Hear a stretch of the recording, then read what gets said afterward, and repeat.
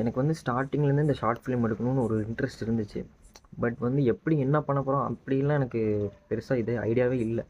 ஆனால் வந்து ஒரு ஷார்ட் ஃபிலிம் எடுக்கணும் அப்படிங்கிற ஒரு இது மட்டும் இருந்துச்சு. அப்போ நான் வந்து ஸ்டோரியெல்லாம் எதுவும் எழுதாமல் இருந்தேன். அப்போ வந்துட்டு நல்ல இன்ட்ரெஸ்ட் வந்து எனக்கு வந்து வந்தது வந்து எப்போன்னு பார்த்தீங்கன்னா வந்துட்டு மாநகரம் மூவி பார்த்தி தான். இப்போ வந்து மீம் மெட்டீரியலாக யூஸ் பண்ணிகிட்ருக்காங்க நிறைய பேர் லோகேஷ் கனகராஜை. பட் முதல்லாம் வந்துட்டு லோகேஷ் கனகராஜ் தான் எனக்கு ஒரு மாதிரி இன்ஸ்பிரேஷனாக வந்துட்டு. அதாவது அப்போ நிறைய டேரக்டர்ஸ் இருக்காங்க எனக்கு தெரியல.